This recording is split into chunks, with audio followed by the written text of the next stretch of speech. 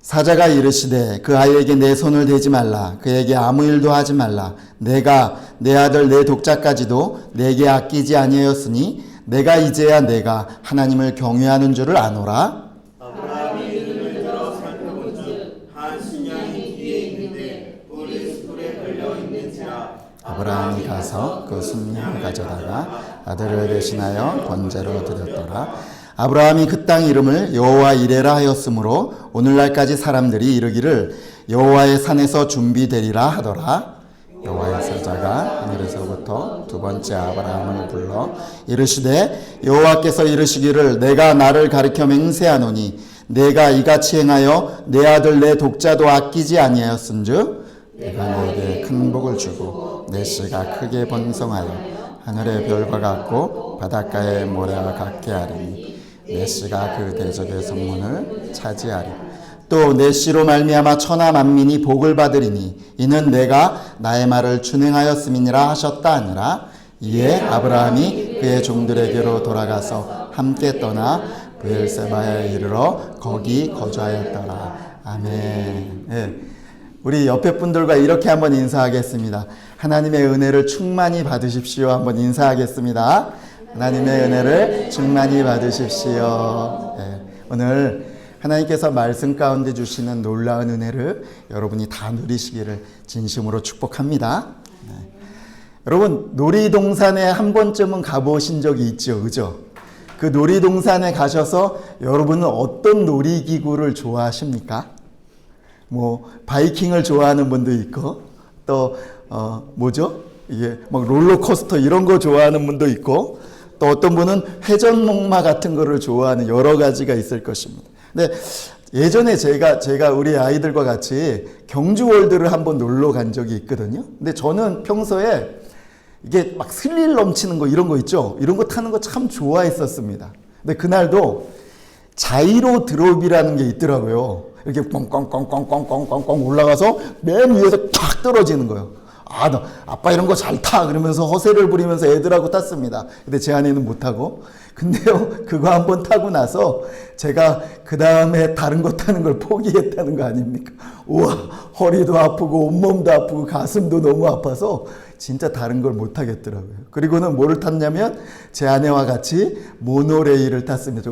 발 이렇게 굴려서 그래서 스르스르가 오랜만에 이거 타니까 참 편하고 좋더라고요. 여러분은 어느 쪽입니까? 모노레일입니까? 저 롤러코스터입니까? 롤러코스터. 아직도 젊으시네요. 누가 인생을 이렇게 비유한 글이 있습니다.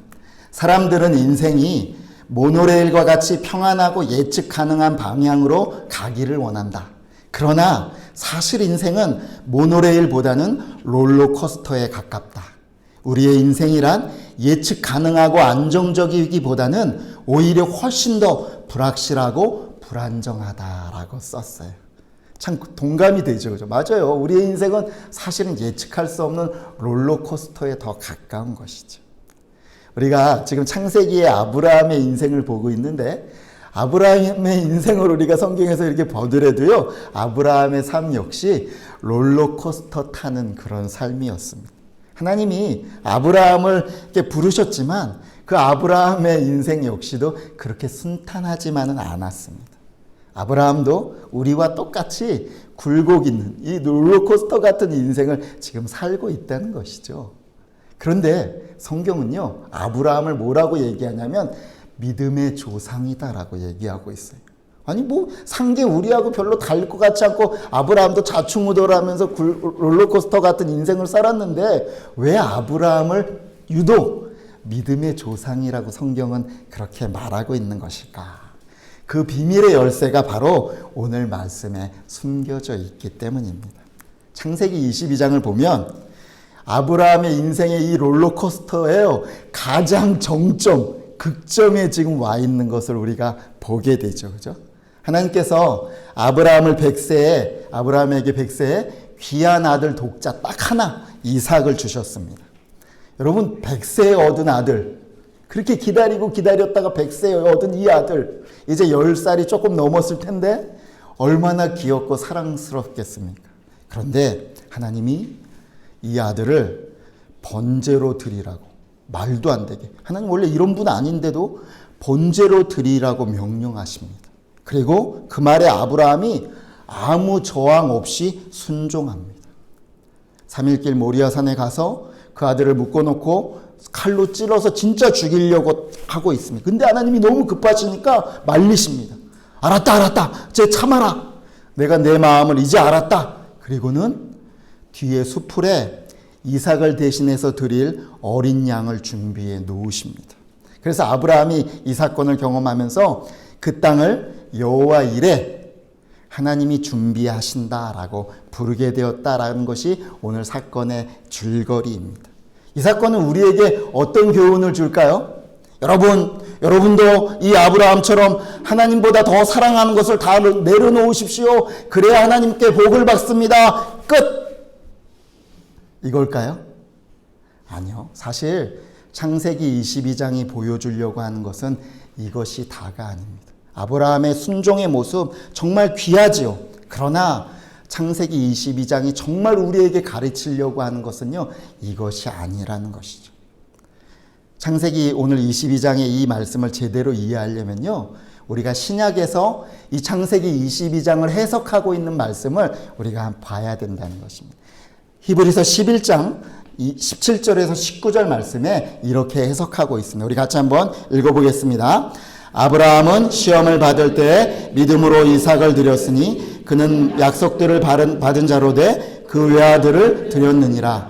그에게 이미 말씀하시기를 내 자손이라 칭할 자는 이삭으로 말미암으니라 하셨으니 그가 하나님이 능히 이삭을 죽은 자 가운데서 다시 살리실 줄로 생각한지라. 비유컨대 그를 죽은 자 가운데서 도로 받은 것이니라. 히브리서 11장에 오늘 사건을 어떻게 해석하고 있냐면요, 이 사건은 아브라함의 아주 중요한 믿음이 드러난 사건이다라고 설명하고 있어요. 어떤 믿음이요?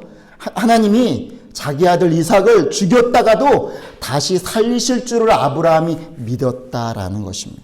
그래서 믿음으로 아브라함 이삭을 죽은 자 가운데서 다시 받았다라고 설명하고 있습니다. 여러분, 이삭을 죽을 뻔했다가 살아난 것이 아니라 이삭이 죽었다가 다시 살아난 사건이다라고 히브리서 11장은 결론 짓고 해석하고 강조하고 있다는 것입니다.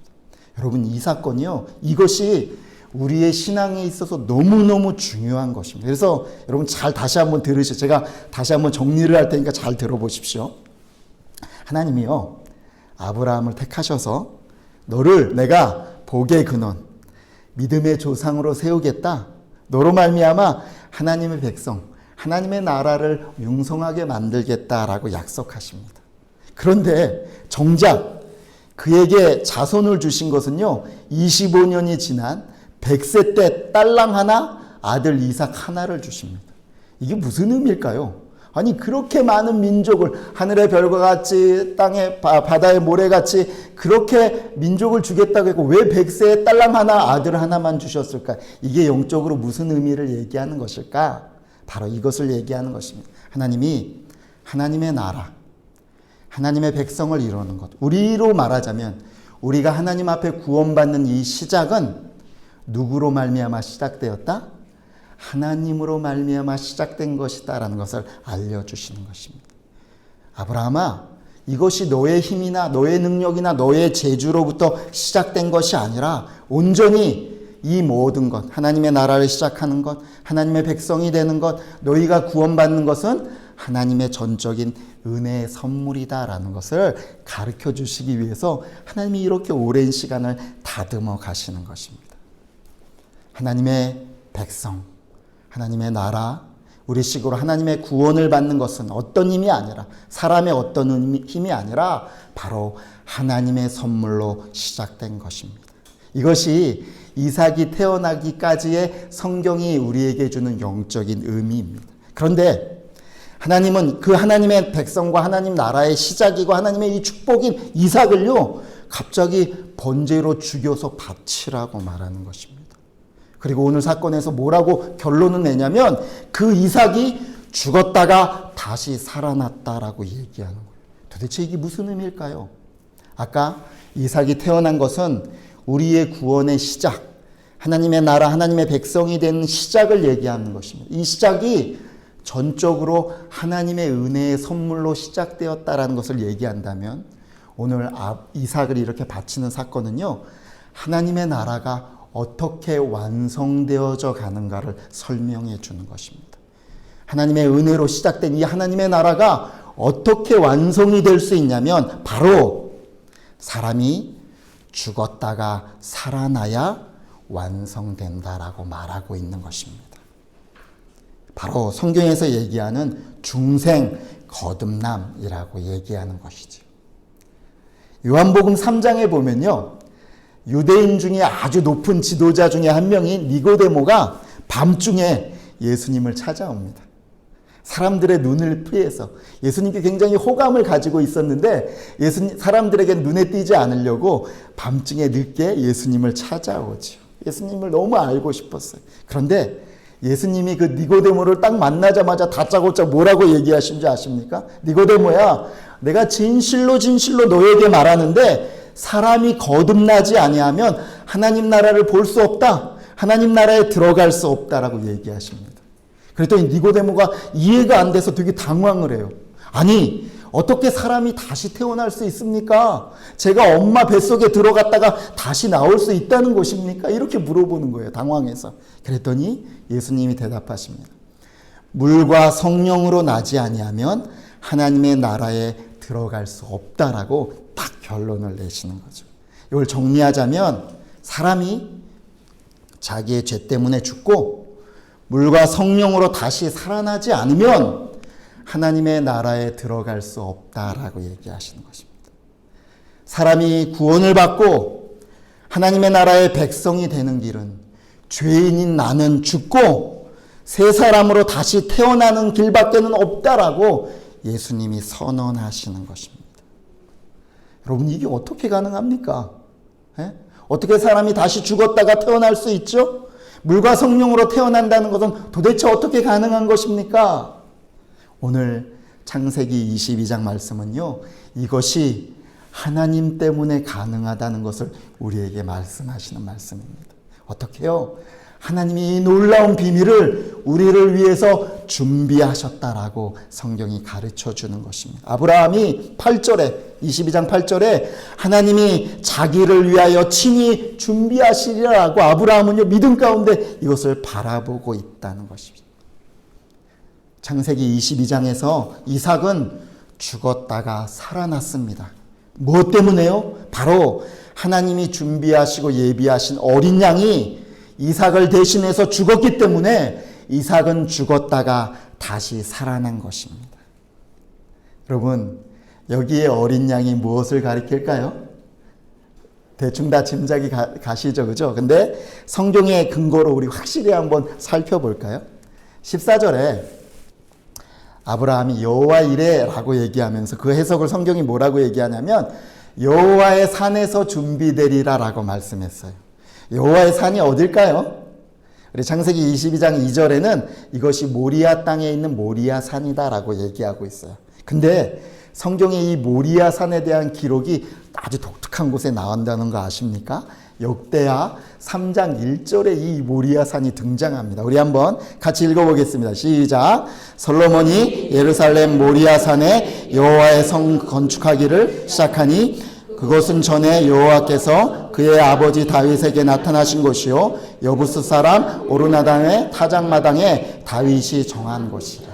아브라함이 이삭을 바쳐 이삭을 죽었다가 살아남으로 받은 이 모리아 산이 어떤 산이냐면 나중에 솔로몬이 그곳에 하나님의 성전을 지은 그 산이다라고 역대하는 우리에게 얘기해 주고 있다는 것입니다. 하나님의 산은 모리아 산이요. 이 모리아 산은 바로 하나님의 성전이 준비된 곳이다라고 말하는 것이죠. 근데 이 성전에 대해서 또 예수님은 어떻게 설명하시는가? 우리 요한복음 2장 19절에서 21절 말씀을 읽어볼까요? 시작. 예수께서 대답하여 이르시되 너희가 이 성전을 헐라 내가 사흘 동안에 일으키리라. 유대인들이 이르되 이 성전은 46년 동안에 지었거늘 내가 3일 동안에 일으키겠느냐 하더라. 그러나 예수는 성전된 자기 육체를 가리켜 말씀하신 것이라.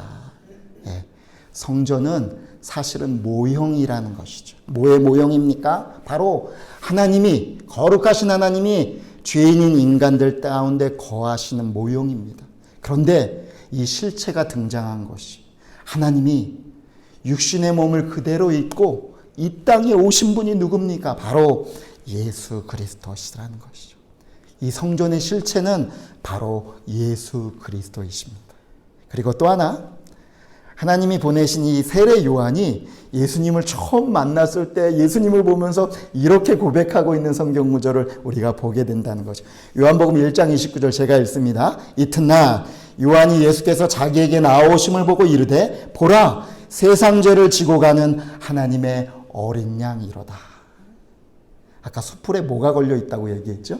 어린 양이 걸려 있었는데 요한복음의 그 세례 요한은 지금 예수님을 보면 뭐라고 하죠? 예수님이 그 하나님이 준비하신 어린 양이다라고 고백하고 있다는 것입니다. 바로 예수님은 하나님의 산에 세워진 성전의 완전한 실체이시요 모든 인간의 죄를 속죄하시려고 십자가에서 자신을 들이신 하나님의 어린 양 되십니다. 여호와 이레 이 준비하신 하나님은 인류 전체의 죄악의 문제를 해결하시려고 하나님의 어린 양이신 예수님을 하나님의 산에서 속죄 제물로 준비하셨습니다.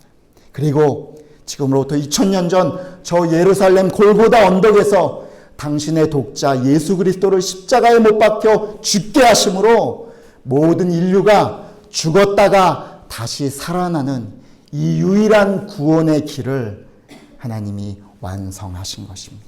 아멘이십니까? 아멘. 우리 창세기 22장 16절에서 18절 말씀 같이 읽겠습니다.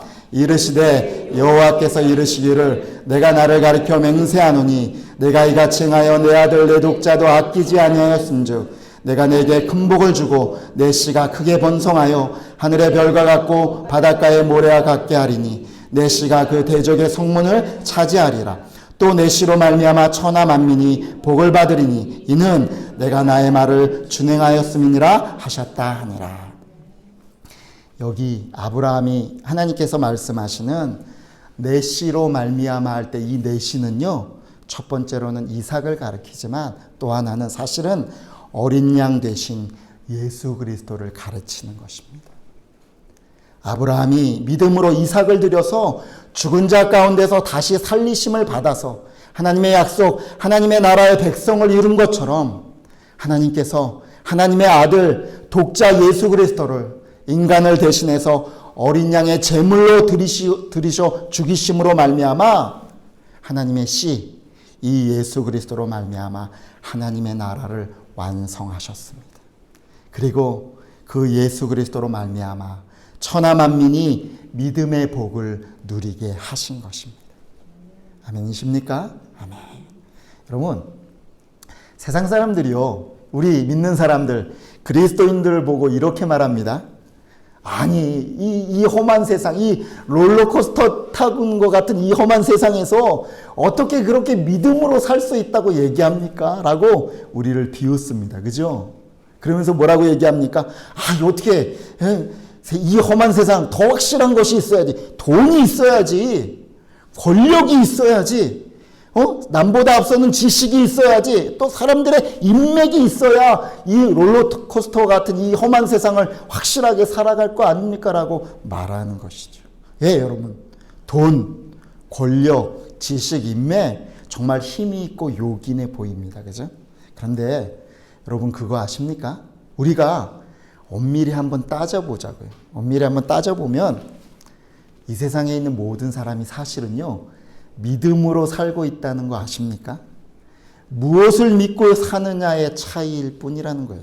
사람들은요, 돈이 나를 안전하게 지켜주고 나를 잘 도와줄 것이라고 믿고 삽니다. 내 지식이, 내 권력이, 나의 인맥이 나를 지켜줄 것이라고 믿음으로 삽니다. 아니요. 그렇게 믿고 싶은 것이죠. 그런데 우리가 조금만 더 인생을 살아보면 알게 되는 것이 있습니다. 뭐죠? 내가 그렇게 믿었던 이 돈과 권력과 지식과 인맥들이 내 안전을 절대 보장해주지 않는다라는 것을 우리가 인생을 살면서 조금씩 더 확실하게 배운다는 것이죠. 단적인 예로 아무도 고쳐줄 수 없는 큰 병에 걸리거나 사람이나 다른 것에 대해서 크게 배신을 받거나 버림을 받는 일들을 겪게 되면 내가 믿었던 그것이 나의 안전을 보장해주지 못한다는 그것 때문에 더 좌절을 겪게 되는 것입니다. 더욱이 가장 큰 문제가 뭔지 아십니까? 그 어떤 것도 죽음으로부터 우리 인간을 보호해 줄 수 있는 것이 없다는 것입니다. 그러나 우리 그리스도인들은요, 하나님이 우리의 안전되심을 믿음으로 바라보며 삽니다. 왜냐하면 우리의 안전의 근거가 내가 가지고 있는 어떤 것에 있는 것이 아니라 바로 우리를 사랑하시는 하나님의 약속에 근거하고 있기 때문입니다. 오늘 창세기 22장 16절에서 18절 말씀을 읽는데요.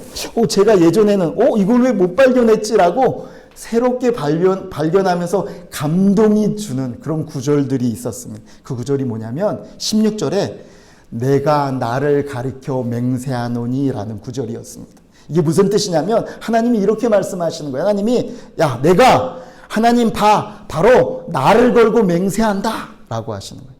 하나님이 자기 자신을 걸고 맹세하신다는 독특한 표현을 사용하신다는 거예요. 그러면서 내가 이 언약을 반드시 이룰 것이다 라고 약속하십니다. 만약에 여러분 제가 김진환 여러분 저를 걸고 맹세합니다 라고 하면 여러분 좀 신빙성이 있을까요? 아마 우리 교인들은 그래도 저를 좀 믿어주실지 모르겠습니다. 그런데 솔직히 저도 저를 사실은 믿을 수가 없습니다. 그런데 오늘 하나님이 누구를 걸고 맹세하시냐고요? 바로 하나님을 걸고 맹세하십니다. 내가 나를 이 천하만물을 만든 하나님 나를 걸고 맹세하는데 너희의 이 구원을 내가 준비하고 완성하리라 라고 약속하십니다. 이 말씀을 들은 아브라함이 어떻게 행동할까요? 우리 19절 말씀 같이 읽겠습니다. 이에 아브라함이 그의 종들에게로 돌아가서 함께 떠나 브엘세바에 이르러 거기 거주하였더라. 제가 지난주에 얘기했죠. 브엘세바 언약의 우물. 여기에 아브라함이 영원하신 하나님이라는 하나님을 예배하면서 그 에셀나무를 심었다는 거 아십니까? 아브라함이 이 하나님의 약속을 믿고 돌아와서 언약의 우물에서 하나님의 축복을 지금 누리고 있습니다. 하나님이 나의 안전되심을 아브라함이 만끽하고 누리고 있는 것을 우리가 보게 된다는 것이죠. 여러분, 세상 사람이나 그리스도인들이나 우리 모두는 롤러코스터를 타고 있는 같은 인생을 살아갑니다. 그러나 여러분 무엇이 다른지 아십니까? 그 롤러코스터에 나의 생명과 나의 안전을 지켜줄 안전바와 안전벨트가 다르다는 것입니다. 여러분 롤러코스터 막 이런 거 타면은 안전바가 위에서 딱 내려오죠. 이거 흔들리면 큰일 납니다. 이게 딱 내려오고 안전벨트를 매게 되죠. 여러분 똑같은 롤러코스터를 타는데 우리 그리스도인은 이 안전바와 안전벨트가 다르다는 거 아십니까? 바로 우리의 안전바, 우리의 안전벨트는 바로 예수 그리스도이십니다. 아멘이십니까? 아멘. 바로 하나님께서 자신을 걸고 맹세하신 그 아들 예수 그리스도가 바로 우리의 안전벨트와 안전바가 되십니다. 우리가 하나님께로부터 오늘도 받는 하나님의 놀라운 사랑과 축복과 보호의 그 모든 근거는요, 사실 제가 아닙니다. 제가 예뻐서 제가 조금 더 잘나서가 아닙니다. 우리의 어떤 행위가 아닙니다. 바로 어린 양 대신 예수 그리스도 때문에 우리에게 주어지는 것입니다. 그래서 여러분 성도는요, 하나님께 엄청난 편애를 받는 사람들이라는 거 아십니까? 하나님 되게 우리를 편애하세요. 제가 이렇게 한번 비유를 들어볼게요. 우리 추집사님을 한번 등장시킬게요. 자, 우리 추집사님이 권투 시합을 나갔습니다. 우리 추집사님 몸이 굉장히 날쌘 거, 운동 잘한다는 거 아십니까? 그런데 상대가 누구냐면 전 세계에서 2위 가는 사탄입니다. 사탄. 어떻게 됐을까요? 시합이? 우리 추집사님이 예수의 이름으로 이 슈퍼펀치 딱 한 방으로 시작하자마자 10초 만에 완전 KO승을 했습니다. 라고 하면 참 좋겠지만, 네. 아주 일방적으로 지금 사탄에게 맞고 있습니다. 네. 다행히 케오페는 안 당하고 끝까지 다 가서 땡땡땡 이제 끝났습니다. 심판이 두 선수를 딱 모아놓고 이제 승리한 선수의 손을 들려고 이제 준비하고 있습니다. 그런데 어느 손이 올라갔을까요? 사탄이 으아 내가 이겼다 막 기세등등하게 웃고 있습니다. 근데 이 심판이 갑자기 추 집사님의 손을 딱 올리는 겁니다. 사람들이 막 환호와 탄성을 부릅니다. 뭐야 이거 어떻게 된 거야? 채점표를 한번 보자. 채점표를 봤더니 사탄 117, 추집사 17.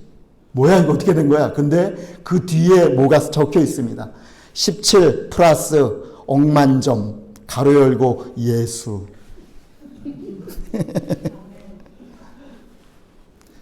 여러분 우리가 이런 존재라는 거 아십니까? 그리고 그것을 채점하고 손을 올린 분이 누군가, 그 심판이 누군가 봤더니 하나님이십니다. 하나님이 나중에 우리의 손을 이렇게 올리실 것입니다. 여러분, 성도의 구원과 성도의 삶이란 바로 이런 것입니다. 우리는 이미 예수 그리스도 때문에 억만점을 따고 시작하는 그런 인생이라는 것을 여러분 아십니까? 저는요, 성도들에게 순종과 열심이 필요 없다고 얘기하는 것이 아닙니다. 그러나 성도의 순종과 이 열심 정말 필요하고 중요합니다. 그러나 이것, 우리의 열심과 순종이요, 우리의 구원의 성패나 하나님이 오늘도 우리에게 부어주시는 그 놀라운 사랑을 좌우하는 것이 아니라는 것을 여러분이 알기를 원합니다. 하나님이 오늘도 우리를 사랑하시고 우리에게 은혜 베푸시고 우리를 구원하신 것은요, 예수 그리스도를 믿는 그 믿음 때문에 주신 것입니다. 아멘이십니까? 아멘. 로마서 5장 8절 말씀 같이 읽겠습니다. 우리가 아직 죄인 되었을 때 그리스도께서 우리를 위하여 죽으심으로 하나님께서 우리에 대한 자기의 사랑을 확증하셨느니라. 아멘. 우리의 순종과 열심은 이 은혜와 사랑에 대한 지극한 반응이어야 하는 것입니다. 그 반응입니다. 여러분, 우리를 위해 그 아들 독자 예수 그리스도를 준비하신 그 하나님의 이 은혜와 사랑을 여러분의 안전으로 삼는 여러분 모두가 되시기를 주의 이름으로 축복합니다.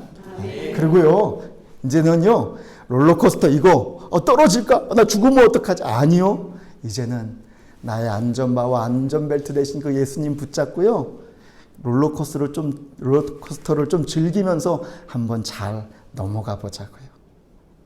그렇게 멋지게 이 삶을 살아가는 우리 부르신 가족 모두가 되시기를 주의 이름으로 축복합니다. 아멘. 우리 같이 한번 기도하겠습니다. 이 말씀을 생각하면서 우리 한번 이렇게 기도했으면 좋겠습니다. 하나님, 나를 위해서 예수 그리스도를 준비해 주셔서 감사합니다. 나의 이 모든 구원과 오늘도 하나님이 내게 베푸신 이 사랑이 이 예수 그리스도 때문에 주어지는 놀라운 은혜인 것을 감사합니다. 내가 그 사랑과 은혜에 감사해서 반응으로 순종과 열심을 낼 수 있도록 도와주시옵소서. 나의 안전바이고 나의 안전벨트이신 그 예수 그리스도를 더 꼭 붙잡고 살아가는 나 될 수 있도록 도와주시옵소서. 우리 통성으로 같이 한번 기도하겠습니다. 하나님 아버지